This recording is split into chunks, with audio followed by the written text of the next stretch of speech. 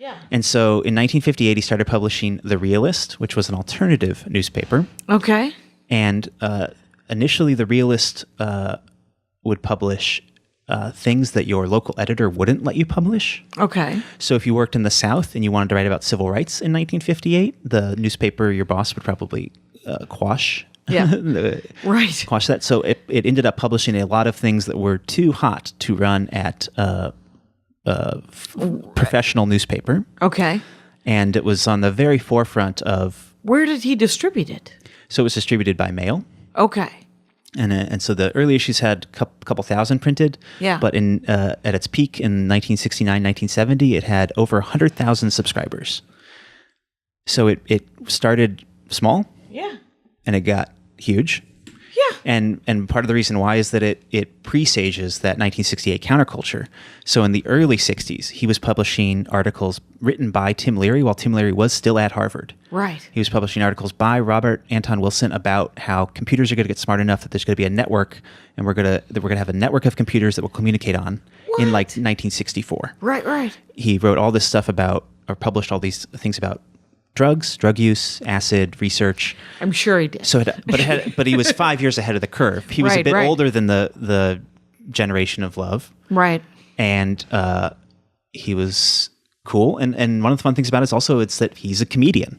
Right. And so even though he's publishing things about the internet in the 60s or about Tim Leary or about Lenny Bruce published things in this newspaper while he was still alive, and then of course his trial was heavily covered in the Realist newspaper. Sure. So and in his act. I don't know. Have you ever heard that Lenny Bruce album where he reads from his transcripts? Yeah, it doesn't. He becomes obsessed with it, and I kind of get why. But no, I totally get why. Yeah. But still got to write punchlines, man. Anyway, but I had that album.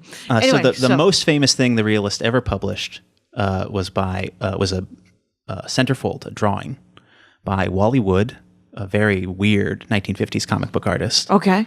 And it's called the Disneyland Memorial Orgy. And when Walt Disney died, Wally Wood published in The Realist this centerfold that was all of the Disney characters having graphic sex with each other. And that made a splash. That's the most famous thing they ever published, but it was comedic. You know what I mean? So he was The Realist for all of its real journalism too. Well, what I like about it is like I'm a comedian, and I just love that this guy was a prankster, basically. Yeah, and willing to just bring it to some extent. That's awesome. Do you have now? What do you? How many copies of that do you have? I have 99 of the 100 original copies. What? If anyone out there has number 11, I believe. The Realist number 11. I got $20 on it. You know what I mean? I'm pretty sure that's the number I need.